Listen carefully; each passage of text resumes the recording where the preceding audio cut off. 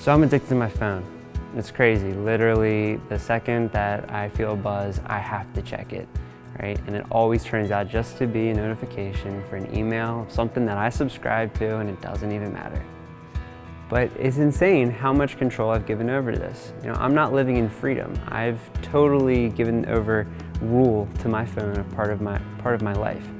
And my brain won't shut off until I take care of it. You know, what am I missing? Who needs me? You know, did they like my picture?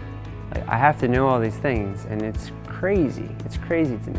So in this week's gospel, we see that Jesus goes out into the desert. At the end of the 40 days, Satan's tempting him. He tempts him, you know, with food, with power, and dominion.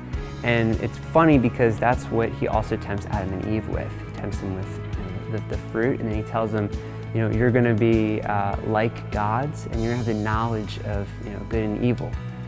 And there's a dynamic here. There's a contrast. You know, why was it that Adam and Eve failed and Jesus didn't? Adam and Eve failed because they relied on their own strength. For Jesus, he was led into the desert by the Holy Spirit. The Holy Spirit empowered him and encouraged him to continue to be obedient to the Father. As we journey through this Lent, don't try and do it on your own.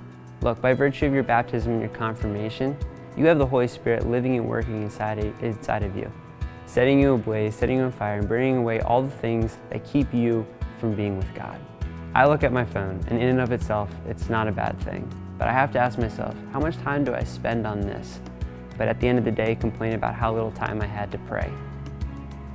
Let the Holy Spirit work in your life this Lent so that you can become the saint that you're called to be.